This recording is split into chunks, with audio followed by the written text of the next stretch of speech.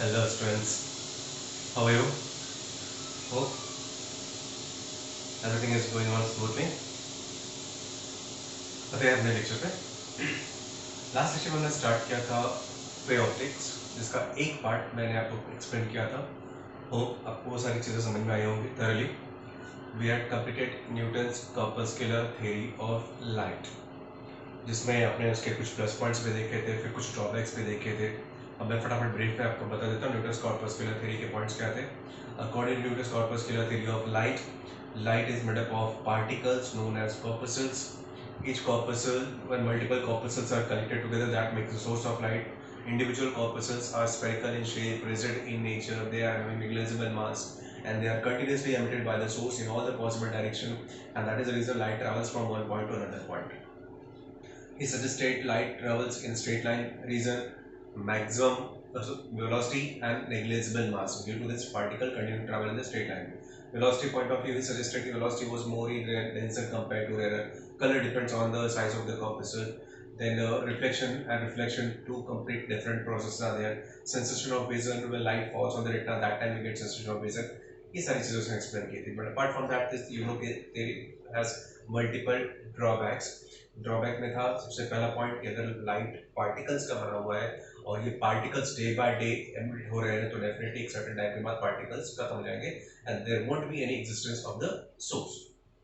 Second point, according to Foucault's experiment, it was found that velocity is more in rarer compared to denser, तो वो velocity वाला point उसका wrong था. Then next point, reflection refraction और the simultaneous phenomenon, जिसको वो properly explain नहीं कर पाया था. Apart from this, this theory couldn't explain this interference of light, जिसके लिए आपको लाइट को हमेशा वेव नेचर में कंसिडर करना पड़ता है. So due to this drawback, theory को साइड में कर दिया गया. अब एक थ्योरी को आपने अगर कैंसलेशन किया है, उसमें बहुत सारे लूप होल्स निकाले हैं, तो डेफिनेटली इट्स योर ड्यूटी की प्रोसेस स्टडीज कंटिन्यू चलती रहे और डे बाय डे स्टडीज चलती रही. And after 3 to 4 years under the Dutch physicist Huygens, one theory came into existence, and that new theory is known as Huygens wave theory of light. So today we'll discuss Huygens wave theory के plus points and the minus points क्या क्या थे और उससे related कुछ चीजें. तो our today's main topic is Huygens wave theory of light. पहले हम इसके प्लस पॉइंट पे बात करते हैं, एग्जैक्टली ये थ्योरी क्या थी, और उसके बाद वन बाय वन ड्रॉबैक्स भी देखेंगे. सबसे पहला point, particle theory was completely failed. अब हॉयगन ने जब स्टडी किया लाइट को, तो ही फाउंड कि बहुत सारी प्रॉपर्टीज ऐसी हैं जिसको हम पार्टिकल फॉर्म में एक्सप्लेन कर ही नहीं सकते. ओके, सो इसने कुछ नया नेचर स्टडी करने की कोशिश की. अगेन ऑब्वियसली कुछ इसके पॉइंट्स कुछ एक्सपेरिमेंटल बेस्ड थे, कुछ अजम्पशंस थे, but they were more accurate compare to the Newton's corpuscular theory of light. अब इसकी पॉइंट में थ्योरी में इसने क्या क्या बोला था one by one. See he was the first person जिसने पहली बार बोला कि light travels in the form of wave, और वो भी लॉन्जिट्यूडनल वेव. उसमें लोगों को पता था कि वेव दो टाइप की होती है, लॉन्जिट्यूडनल एंड ट्रांसवर्स. तो he classified light as longitudinal wave. He was the first person who suggested light travels in the form of longitudinal wave. Light travels in the form of longitudinal waves. ठीक है, चलो मान लिया light travels in the form of longitudinal wave. But problem क्या था इसके पास कि जैसे ही इसको पता था कि मैं लोगों को अगर बताऊंगा कि लाइट वेव के फॉर्म में ट्रैवल करती है, तो लोग तुरंत बोलेंगे चलो प्रूव करके बताओ, या हमको भी दिखाओ लाइट को वेव फॉर्म में ट्रैवल कैसे कर रही है. क्योंकि न्यूटन ने बोला था light travels in the form of straight line, और उसने बहुत सिंपल एक्सपेरिमेंट से हर एक को प्रूव करके दिखा भी दिया था कि देखो this is the light travelling in the form of straight line. तो ऑब्वियसली ये क्वेश्चन हॉयगन के पास भी आने वाला था, तो उसको पता था जैसे मैं बोलूंगा light travels in the form of wave, तो लोग बोलेंगे मुझे दिखाओ प्रूव करके बताओ. तो मैं कैसे दिखाऊंगा. सी ये तो मैं हॉयगन की बात कर रहा हूँ, अराउंड 200 साल पहले की बात कर रहा हूँ. आज की डेट में भी हम मान लेते हैं कि लाइट वेव फॉर्म में ट्रैवल करती है, बट किसी को ऐसे लाइव दिखा पाना कि see the light is travelling in the form of wave, it's not possible. मतलब आज के इस मॉडर्न टेक्नोलॉजी में भी जहाँ हमारे पास बहुत सारी चीज़ें, हम ग्राफिकली उसको दिखा सकते हैं, बहुत कुछ करके दिखा सकते हैं कि लाइट ट्रैवल किस तरह से चल रही है, स्ट्रेट लाइन फॉर्म में चल रही है या वेव फॉर्म में चल रही है. बट प्रैक्टिकली लाइव ऐसे दिखा पाना विदाउट एनी ग्राफिक्स किसी the light is travelling in the form of wave, ये आज भी पॉसिबल नहीं है। तो ऑब्वियसली हॉयगन के लिए तो वैसे भी इम्पॉसिबल थी उसमें, बट उसको इतना श्योर था कि लाइट वेव के फॉर्म में ही चलती है, और इसी वजह से हम उसने बहुत सारी प्रॉपर्टीज को एक्सप्लेन करके भी दिखाया by considering wave nature of light. लेकिन उसके सामने सबसे बड़ा चैलेंज था कि लोगों को ये कन्विंस कर पाना कि लाइट वेव फॉर्म में ही ट्रैवल करती है। अब देखो साइंस है जहाँ पे प्रैक्टिकली प्रूफ नहीं कर सकते, हम बहुत सारी चीजें अजम्पशन पे बेस पे चलते हैं, तो ऐसा ही कुछ उसने भी फॉलो किया सिस्टम। व्हाट इज सजेस्टेड कि देखो लाइट वेव फॉर्म में ट्रैवल करती है, और भी कौन सी टाइप की वेव, लॉन्जिट्यूडनल वेव। ये सबको पता था कि लॉन्जिट्यूडनल वेव को ट्रैवल करने के लिए मीडियम की जरूरत पड़ती है। ट्रांसवर्स वेव तो वैक्यूम में भी चल सकता है, लेकिन लॉन्जिट्यूडनल वेव के लिए हमेशा एक मीडियम की जरूरत पड़ती है। तो what is suggested, see in this entire universal system में एक ऐसा मीडियम है, one imaginary medium is there which is known as luminiferous ether. कुछ बुक्स में सिर्फ उसको ईथर ही लिखा रहता है, but the actual name is luminiferous ether. So he suggested that there is one imaginary medium which is known as luminiferous ether. The medium luminiferous ether. One medium is there. This medium exists everywhere in this entire universal system. मतलब पूरे universal system में कहीं ऐसी कोई जगह नहीं है जहाँ पे ये मीडियम प्रेजेंट ना हो। ये मीडियम हर जगह पे अवेलेबल है, और इसी मीडियम में लाइट वेव फॉर्म में ट्रैवल करती है। चलो वो भी मान लिया ऐसा कोई मीडियम होता होगा कि जिसमें लाइट वेव फॉर्म में ट्रैवल करती है, बट क्वेश्चन ये है कि दिखाओ मुझे, मुझे देखना है लाइट वेव फॉर्म में ट्रैवल करती है। उसका एक क्या एक्सप्लेनेशन था, this medium has some unusual और unexpected properties like zero density and perfect transparency. Zero density and perfect transparency. जो ल्यूमिनिफेरस ईथर मीडियम है उसके पास कुछ अनयूजुअल और अनएक्सपेक्टेड प्रॉपर्टी होती है, जिसका नाम बोला zero density and perfect transparency. Perfect transparency का मतलब ये होता है कि आपके और मेरे बीच में एक मीडियम है, बट वो इतना ज्यादा ट्रांसपेरेंट है कि आप उसको देख भी नहीं सकते। लाइक एयर को, जैसे अभी एयर का अगर मैं बोलूँ देखने के, तो एयर हवा तो दिखाई देती नहीं, हमको उसे फील कर सकते हैं। तो जस्ट लाइक एयर एक ऐसा मीडियम है जो कम्प्लीटली ट्रांसपेरेंट है, और हमारे और आपके बीच में वो है, बट हम उसको देख नहीं सकते। चलो ठीक है, मान लिया देख नहीं सकते, तो फील तो कर सकते हैं ना। एयर को तो हमको भी नहीं दिखाई देती है, but at least we can feel that कि हाँ हवा लग रही है, बॉडी को आ रहा है, कुछ तो लग रहा है। तो वो ल्यूमिनिफेरस ईथर को फीलिंग करने वाली तो उससे कंडीशन होनी चाहिए। उसके लिए उसके पास सॉल्यूशन था। उसके लिए क्या बोला उसने, मीडियम की डेंसिटी जीरो होती है। डेंसिटी जीरो होने का मतलब क्या होता है, डेंसिटी इक्वल्स टू होता है मास अपॉन वॉल्यूम। देखो वॉल्यूम तो इतना बड़ा है कि उसने पूरा यूनिवर्स सिस्टम ऑक्यूपाई करके रखा हुआ है, बट डेंसिटी जीरो है। डेंसिटी जीरो कब होती है, जब ऑब्वियसली मास जीरो होगा। Zero by volume will be answer zero, तब ये डेंसिटी जीरो होगी। तो मतलब वो मीडियम ऐसा है कि जो पूरी यूनिवर्सल सिस्टम में फैला हुआ है, बट उसका मास जीरो है, और जिस ऑब्जेक्ट का मास जीरो होगा उसको आप फील नहीं कर सकते। क्योंकि अगर मैं ये पेन को टच कर रहा हूँ या पेन को अपने हाथ में रख रहा हूँ, तो मुझे पता चल रहा है कुछ मैंने रखा हुआ है। क्यों? क्योंकि इस पेन का मास है, और जब मास नहीं होता तो आप उसको फील नहीं कर सकते। सो व्हाट इज सजेस्टेड कि डेंसिटी जीरो होने की वजह से ना तो हम उसको फील कर सकते हैं, और परफेक्ट ट्रांसपेरेंसी होने की वजह से हम उसको नहीं देख सकते हैं। तो ये एक ऐसा मीडियम है जिसको आप ना देख सकते हो ना फील कर सकते हो, बट रियल में एक ऐसा मीडियम एग्जिस्ट करता है पूरे यूनिवर्सल सिस्टम में, और उसी में ये लाइट वेव फॉर्म में ट्रेवल करती है। ठीक है, चलो वो भी मान लिया। अगर ऐसा कोई मीडियम है जिसमें लाइट वेव फॉर्म में ट्रेवल करती है, अगर प्रॉब्लम ये है कि आपको वो मीडियम दिखाई नहीं देता ना, मीडियम दिखता तो मैं आपको वेव भी दिखा देता। हाइगन का कहना ये था कि ऐसा एक मीडियम है जो मीडियम हमको दिखता ही नहीं है, बट उस मीडियम में लाइट वेव के फॉर्म में ट्रेवल करती है। क्योंकि अब आपको मीडियम ही नहीं दिखाई देता तो आपको वेव कैसे दिखाई देगी ट्रैवल करते हुए। मतलब ये सुपर नेचुरल पावर सिर्फ और सिर्फ हॉइगन भाई साहब के पास था, और किसी के पास नहीं था पूरी दुनिया में। हॉइगन ने उसको देखा, सोचा, समझा, इमेजिन कर लिया, बट बाकी किसी को दिखाई नहीं दिया। But he tried to convince everyone कि ऐसा कुछ होता है, और उसकी वजह से हमको लाइट ट्रैवल वेव के फॉर्म में ट्रैवल करती हुई नहीं दिखती है, बट एक्चुअल प्रैक्टिस में वो वेव के फॉर्म में ही ट्रैवल करती है। ये उसका पॉइंट था। ठीक है, चलो मान लिया। So this was the point. So ये था दूसरा पॉइंट उसका, ल्यूमिनिफेरस ईथर का। Next one. So clear. So first point was कि light travels in the form of longitudinal wave. For the propagation, it needs a medium known as luminiferous ether. This medium has some unexpected properties like zero density and perfect transparency, जिसकी वजह से हम उसको देख नहीं सकते हैं और ना ही फील कर सकते हैं. But this medium exists, and in that invisible medium, light travels in the form of wave. That was the main point. उसके बाद similar points like what is suggested about the color. About the color, he suggested light का color depends on its wavelength. Definitely wave है तो उसका wavelength भी होगा. So as the wavelength changes, color of the light changes. Then he successfully explained velocity of light is more in rarer medium compared to denser medium, जो Newton नहीं कर पाया था. Experimentally he proved कि velocity of light is more in rarer compared to denser. Then about the sensation of vision, इसका भी explanation कुछ वैसा ही था जैसा न्यूटन का था. Sensation of vision. न्यूटन ने क्या बोला था? When light particles fall on the retina, that time we get sensation of vision. ऐसा ही कुछ explanation Huygens का भी था.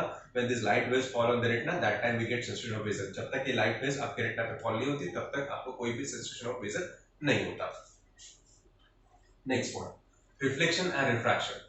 न्यूटन ने सबको सेपरेटली एक्सप्लेन किया था कि रिफ्लेक्शन एट अ टाइम होता है और रिफ्रैक्शन एक बार में होता है, दोनों साथ में नहीं हो सकते. But Huygens successfully explained reflection and refraction are the simultaneous phenomena. Reflection and refraction are simultaneous phenomena. At the same time, this theory was able to explain interference of light, जो न्यूटन ने explain कर पाया था. So this theory successfully explained interference of light. और ये थी इसके कुछ plus points. Huygens wave theory of light की brief history. So मैं एक बार फिर से आपको रिवाइज करा देता हूँ. What is Huygens wave theory of light? According to Huygens wave theory of light, light travels in the form of longitudinal wave. That's the first point. He was the first person जिसने पहली बार बोला कि light travels in the form of wave. But ये इसके लिए बहुत बड़ा चैलेंज था कि लोगों को कन्विंस कर पाना कि लाइट वेव फॉर्म में ट्रेवल करती है. उसके लिए उसने सहारा लिया इस चीज का. He suggested कि light travels in the form of wave, no doubt, and for the propagation it needs a medium known as luminiferous ether. This medium possesses some unexpected properties like zero density and perfect transparency. As a result, we cannot see that medium, we cannot feel that medium, but this medium exists, and in that medium only light travels in the form of wave. Apart from this, about the color is suggested क्योंकि ये wave है तो obviously color of the light changes according to wavelength. So wavelength change हुआ, color change हो जाएगा. उसका variation अलग-अलग होता है. We'll discuss that in the next part.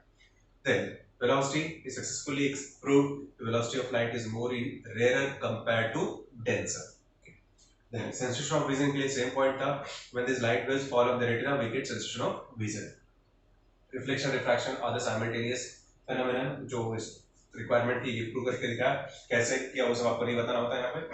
फिर next, he successfully explained interference of light. Okay, so these were the few plus points.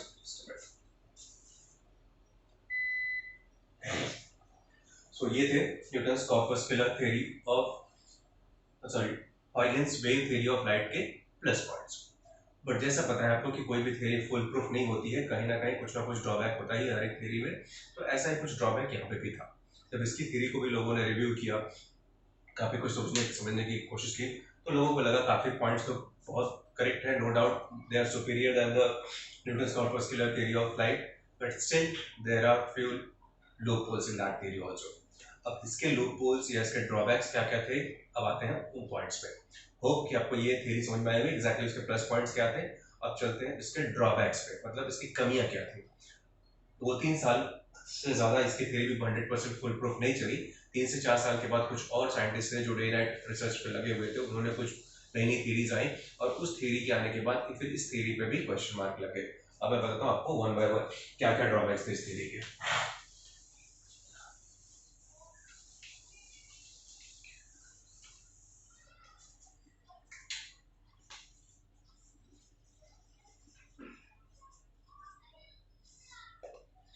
Drawback point of view अगर हम देखें तो सबसे पहला ड्रॉबैक क्या था. जब तक कोई ड्रॉबैक नई थ्योरी नहीं आई तब तक उसकी थ्योरी 100% करेक्ट थी. लोगों ने मान लिया कि ठीक है सब कुछ, क्योंकि आपने बहुत सारी थ्योरी प्रॉपर्टीज एक्सप्लेन भी कर दी जो न्यूटन नहीं कर पाया था, तो करेक्ट है. बट इसकी थ्योरी के अराउंड 3 से 4 साल के बाद Maxwell's electromagnetic theory came into existence. कौन सी? Maxwell's electromagnetic theory came into existence, and according to Maxwell's electromagnetic theory, light is a part of electromagnetic radiation. Light is a part of electromagnetic radiation. अभी electromagnetic radiation क्या है वो पूरा complete chapter है, उस पर ज़्यादा थोड़े पे नहीं जाना है अभी, फिलहाल की मैं बता रहा हूँ ब्रीफ में कि Maxwell's electromagnetic theory came into existence, and according to that theory, light is also a part of electromagnetic radiation. अब electromagnetic radiations की कुछ खासियत होती है, कुछ प्रॉपर्टी होती है। प्रॉपर्टी ये होती है कि first of all they do not need any medium, they can travel in vacuum, मतलब किसी मीडियम की जरूरत ही नहीं है। So as per this, light is a electromagnetic wave, so light does not require any medium. इसने क्या बोला था, ल्यूमिनिफेरस जिस तरह ऐसा कोई मीडियम होता है, मीडियम चाहिए, उस मीडियम में लाइट ट्रैवल करती है, but as per this electromagnetic theory, light is a part of electromagnetic radiation जो बिना मीडियम के भी ट्रैवल कर सकती है। अपार्ट फ्रॉम दिस, एक और पॉइंट इसमें आता है, light electromagnetic waves, all electromagnetic waves belongs to transverse wave, not the longitudinal wave. So electromagnetic theory के आते ही इसके दो पॉइंट कंप्लीटली रॉन्ग हो गए। कौन कौन से? पहला, व्हाट इज सजेस्टेड कि light travels in the form of longitudinal wave, but अगर ये इलेक्ट्रोमैग्नेटिक रेडिएशन है तो it should travel in the form of transverse wave, वो पॉइंट रॉन्ग हो गया। दूसरा, all electromagnetic waves can travel even in vacuum, उनको किसी मीडियम की भी जरूरत नहीं पड़ती है। तो इसमें तो बोला था ल्यूमिनिफेरस इथर जैसा कोई मीडियम होता है, उस मीडियम में लाइट ट्रैवल करती है, तो ये दो पॉइंट उसके कंप्लीटली रॉन्ग हुए। अपार्ट फ्रॉम दिस, अगर suppose for the sake of convenience आप मान भी लो कि ऐसा कोई इमेजिनरी मीडियम होता होगा लाइक ल्यूमिनिफेरस ईथर जैसा, तो एक्चुअल प्रैक्टिस में इस पूरे यूनिवर्सल सिस्टम में ऐसा कोई भी सब्सटेंस या कोई भी मीडियम नहीं है जिसके पास परफेक्ट ट्रांसपेरेंसी और जीरो डेंसिटी हो। So beyond the expectation, there is nothing like zero density and perfect transparency, because इस पूरे सिस्टम में परफेक्ट कुछ भी नहीं है। So it was beyond expectation, मतलब ether, that luminiferous ether does not exist. ये इसका सेकेंड ड्रॉबैक था। Apart from this, this theory was unable to explain certain properties of light which were known at that time. For example, photoelectric effect. Photoelectric effect. अब ये photoelectric effect क्या होता है? Normally हम क्या करते हैं, light that is electricity use करके लाइट प्रोड्यूस करते हैं, इलेक्ट्रिसिटी यूज करके we produce light, but photoelectric effect completely उल्टा है, जहां पे आप लाइट को यूज करते हो और इलेक्ट्रिसिटी प्रोड्यूस करते हो। सो दैट फोटोइलेक्ट्रिक इफेक्ट, आपको पूरा एक चैप्टर है फोटोइलेक्ट्रिक इफेक्ट का, वहां पे उसको डिटेल में पढ़ेंगे, बट फिलहाल क्या ब्रीफ में आपको सिर्फ एक चीज बताता हूँ कि यहाँ पे ये इफेक्ट ऐसा है जहाँ पे हम लाइट को यूज करके इलेक्ट्रिसिटी बनाते हैं, और इस इफेक्ट को एक्सप्लेन करने के लिए आपको हमेशा लाइट को पार्टिकल फॉर्म में कंसिडर करना पड़ता है। सो if we consider light in the form of particle, then only we can explain this theory, that is photoelectric effect. So by considering the wave nature, it's not possible to explain photoelectric effect. So photoelectric effect, it needs particle nature. Apart from this, ये theory explain नहीं कर पाया था. Apart from this, this theory couldn't explain rectilinear propagation of light. मतलब जिसको आप Newton ने बड़े आसानी से प्रूव करके दिखाया था कि देखो लाइट स्ट्रेट लाइन फॉर्म में चलती है, that is called rectilinear propagation. So this Huygens theory was not able to explain rectilinear propagation of light. So this was the major drawback of Huygens wave theory of light. So एक बार फिर से आपको recall करा देता हूँ, what was the major drawback of this theory? Drawback point of view, Maxwell's electromagnetic theory came into existence that suggested कि light is a part of electromagnetic radiation, क्योंकि electromagnetic radiation क्या है, तो electromagnetic radiation can travel in vacuum, तो उनको किसी medium की जरूरत ही नहीं पड़ती है। Apart from that, it must belong to a transverse wave, जबकि Huygens ने बोला था कि लाइट लॉन्जिट्यूडिनल वेव के फॉर्म में ट्रैवल करती है, तो it is a transverse wave and that does not need any type of medium. Second, ether, brief फिर से मैंने बताया, अगर इस टाइप का कोई मीडियम एक्चुअल प्रैक्टिस में इस सराउंडिंग यूनिवर्स में एग्जिस्ट नहीं करता जिसके पास जीरो डेंसिटी और परफेक्ट ट्रांसपेरेंसी हो। Then this theory couldn't explain photoelectric effect which is a effect जहां पे हम लाइट को यूज करके इलेक्ट्रिसिटी प्रोड्यूस करते हैं। इस इफेक्ट को अगर थरोली आपको एक्सप्लेन करना है तो आपको लाइट को हमेशा पार्टिकल फॉर्म में कंसीडर करना पड़ता है। लाइट पार्टिकल फॉर्म में कंसीडर करके हम इस इफेक्ट को बहुत आसानी से एक्सप्लेन कर सकते हैं। तो obviously the Huygens theory was unable to explain that one. Next, this theory couldn't explain rectilinear propagation of light, that means straight line propagation। तो ये कुछ मेजर ड्रॉबैक्स थे और इस ड्रॉबैक के पॉइंट ऑफ व्यू से no doubt there are the loopholes, but here onward इस पूरे चैप्टर वेव ऑप्टिक्स में आपको लाइट को वेव फॉर्म में ही कंसीडर करके चलना है, ठीक है। बट अब आपके माइंड में ये आएगा क्वेश्चन कि कुछ थ्योरीज में, जब ये भी तो फुल प्रूफ थ्योरी नहीं है क्योंकि ये भी बहुत ऐसी थ्योरी है जहाँ पे कुछ प्रॉपर्टीज को नहीं एक्सप्लेन कर पाती है, जबकि ये एक्चुअल में वो प्रॉपर्टीज एग्जिस्ट करती हैं। उसी तरह से हॉयगेन्स न्यूटन का भी थ्योरी कुछ प्रॉपर्टीज को नहीं एक्सप्लेन कर पाया जो थ्योरीज एक्चुअल में एग्जिस्ट करती है, प्रॉपर्टीज एग्जिस्ट करती हैं। तो अब पॉइंट ये था कि इसको 100% करेक्ट माने या फिर पार्टिकल नेचर को 100% करेक्ट माने। फाइनली देखो जब बहुत सारे साइंटिस्ट ने स्टडी किया, काफी कुछ डिस्कशन हुआ इस पूरे सिस्टम पे कि एग्जैक्टली ये करेक्ट है या वो करेक्ट है, तो ये लोगों ने ये पाया कि कुछ थ्योरीज ऐसी हैं जहाँ पे आपको लाइट को हमेशा पार्टिकल फॉर्म में ही कंसीडर करना पड़ता है। जब आप पार्टिकल फॉर्म में कंसीडर करते हो लाइट को तो आप बहुत इजीली उसको एक्सप्लेन कर सकते हो, जबकि कुछ थ्योरीज ऐसी हैं जहाँ पे आपको लाइट को हमेशा वेव फॉर्म में कंसीडर करना पड़ता है और वेव फॉर्म में कंसीडर करके ही आप उन प्रॉपर्टीज को आसानी से एक्सप्लेन कर सकते हो। तो फाइनली म्यूचुअल अंडरस्टैंडिंग ये बनाई गई कि light has dual nature in the sense light has particle nature as well as wave nature, और हम अपने कन्वीनियंस के हिसाब से कभी उसको dual nature कंसीडर करते हैं, कभी उसका particle nature कंसीडर करते हैं, but light has dual nature। dual nature आपको मॉडर्न फिजिक्स में पढ़ने को मिलेगा, exactly what is dual nature of light, वहाँ पे बहुत सारी प्रॉपर्टीज पढ़ेंगे, बट फिलहाल इस चैप्टर में उसकी जरूरत नहीं है। हियर ऑनवर्ड हम सिर्फ यही मान के चलेंगे कि लाइट वेव फॉर्म में ट्रैवल करती है और वो भी ट्रांसवर्स वे में। तो इसके आगे जो भी आप लाइट के टॉपिक्स पढ़ोगे सब में आपको ये कंसीडर करके चलना है कि light travels in the form of transverse wave. चीज है, ठीक है, क्लियर है। So basically light has particle form भी होता है, लाइट का वेव फॉर्म भी होता है, बट इनडायरेक्टली लास्ट में कंक्लूजन में बनाएगा light has dual nature, but वो ड्यूअल नेचर हम इस टॉपिक में नहीं कंटिन्यू करेंगे। इस टॉपिक में आपको सिर्फ और सिर्फ फाइनली वेव नेचर को ही कंसीडर करके चलना है। तो नाउ हियर ऑनवर्ड आपको ये माइंड में रखना है कि लाइट वेव फॉर्म में ट्रैवल करती है जब भी आप वेव ऑप्टिक्स को स्टडी करोगे। तो ठीक है, this was the summary of Huygens wave theory of light, उसके कुछ प्लस पॉइंट्स और माइनस पॉइंट्स। अब मैं आपको थोड़ा सा वेव के बारे में बता दूं, ट्रांसवर्स वेव के बारे में, एग्जैक्टली ट्रांसवर्स वेव क्या होती है, उसके बाद बाकी की प्रॉपर्टीज पढ़ेंगे इसके।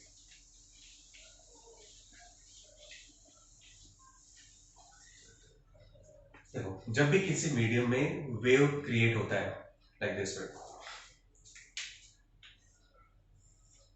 ये वेव क्रिएशन जब भी होता है तो वेव ट्रैवल करती कैसे या फिर वेव बनती कैसे।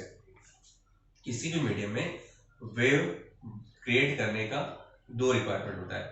पहला तो आपके पास एक इलास्टिक मीडियम होना चाहिए और उस इलास्टिक मीडियम में कंटिन्यूअसली कोई चीज वाइब्रेट होती रहे। जैसे मैं बोलूं रिपल्स फॉर्मेशन इन वाटर, उसमें क्या होता है, पानी अप एंड डाउन मूवमेंट करता रहता है और as a result energy travel करती है in the form of wave from one place to another place. Particle एक ही पॉइंट पे वाइब्रेट करता है, ऑसिलेट करता है, this is called oscillation, to and fro to and fro to and fro, but उस ऑसिलेशन की वजह से एनर्जी ट्रैवल करती है one point to another point. एक रिबन ले लो, रिबन को आप हवा में ऐसे वाइब्रेट करो, आप वाइब्रेट कर रहे हो टू एंड फ्रो, बट वो रिबन अगर सामने से कोई देख रहा है तो वो रिबन में ऐसे वेव फॉर्मेशन बनता हुआ दिखाई देगा। This is transverse wave. particles of the medium oscillate up and down and as a result जो ट्रैवलिंग करता हुआ दिखाई देता है वो एनर्जी, पार्टिकल नहीं ट्रैवल करता, पार्टिकल एक पॉइंट पे ऑसिलेट करता रहता है और एनर्जी ट्रैवल करती रहती है from one point to another point. तो basically wave is nothing but formation और travelling of energy due to vibration of particles of the medium. अब डायग्राम पॉइंट ऑफ व्यू देखो, तो ट्रांसवर्स में ऐसा होता है कि सपोज अगर वेव आपको इस तरफ चलती हुई दिखाई दे रही है तो पार्टिकल्स इस प्लेन में ऑसिलेट कर रहे होते हैं। Wave travels along the x-axis, particle travel along the y-axis, that is perpendicular to the plane. Particles thus oscillate कर रहे हैं, waves thus oscillate कर रही है। अब wave जहाँ से start होती है, that point is called origin. Particles up and down oscillate कर रहे हैं, दिस इज कॉल्ड एम्पलीट्यूड। यहाँ पे मैक्सिमम डिस्प्लेसमेंट होता है पार्टिकल का from the mean position. This line is called mean position. Mean position से particle up and down oscillate कर रहा है, ये सबसे ज्यादा डिस्टेंस होता है from the mean point and this distance is known as amplitude. इसको हम ए से इंडिकेट करते हैं। फिर क्रेस्ट ट्रफ, क्रेस्ट ट्रफ, एक क्रेस्ट और एक ट्रफ को मिला के कंप्लीट एक वेव बनती है, that is called wavelength. This distance is called wavelength. ये आप क्रेस्ट टू क्रेस्ट या ट्रफ टू ट्रफ भी ले सकते हो, this is called wavelength, amplitude wavelength. एक वेव को कंप्लीट होने में जो टाइम लगता है that is called time period. The time taken by the particle to complete one wave is known as time period. Time period exactly क्या होता है, यहां से यहां तक का टाइम, पार्टिकल को ऑसिलेट करके एक वेव बनाना होता है, उस टाइम को बोलते हैं time period. So first term amplitude, amplitude is the maximum displacement of the particle from its mean position. एक क्रेस्ट और एक ट्रफ को मिला के बनता है एक कंप्लीट वेव, और उस लेंथ को हम बोलते हैं वेवलेंथ। इसको मेजर करने के लिए यूनिट एंगस्ट्रॉम और मीटर यूज होती है, इसका यूनिट होता है metre. Then apart from this, एक वेव कंप्लीट करने में जो टाइम लगता है that is called its time period.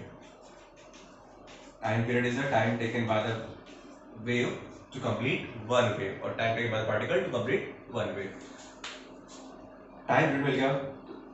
एक सेकंड, अगर मैं सपोज इस वेव को एक सेकंड ट्रैवल करने के लिए टाइम दे दूं, तो एक सेकंड में जितनी भी वेव्स बनेंगी that is called its frequency. F से इंडिकेट आप इसको कर सकते हो।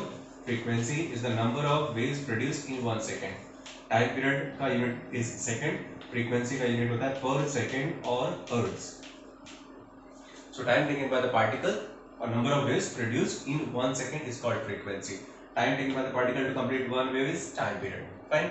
अपार्ट फ्रॉम दिस, सबसे इंपॉर्टेंट चीज जो इस चैप्टर में हमको आगे कंटिन्यू करनी है, देखो एक क्रेस्ट में, मतलब इस हाफ द साइकिल में सारे पार्टिकल वर्टिकली अपवर्ड ऑसिलेट करते रहते हैं। तो जैसे ही आपका सेकंड हाफ वेव बनता है उसमें सारे पार्टिकल्स वर्टिकली डाउनवर्ड ऑसिलेट करते हैं। तो vertically upward, vertically downward, total दोनों के बीच में एंगल कितना चेंज हुआ, 180 डिग्री का।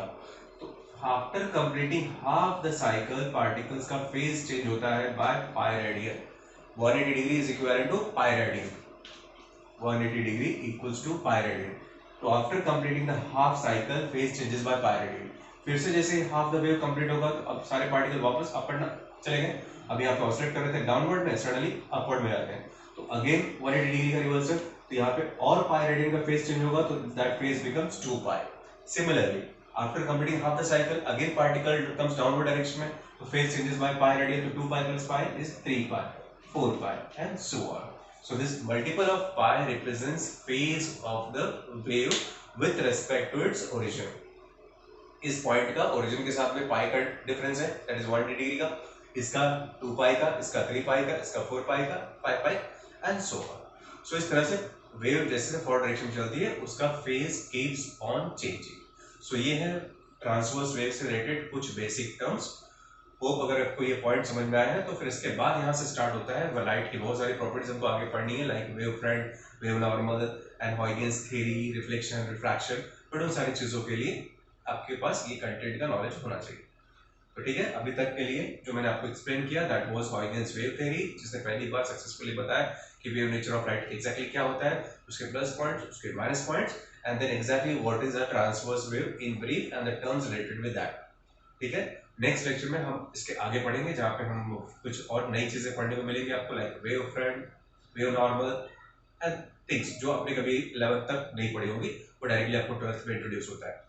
सो होप आपको ये सारा कुछ समझ में आया होगा। सो वीडियोस देखते रहिए, पढ़ते रहिए, आगे बढ़ते रहिए। Thank you.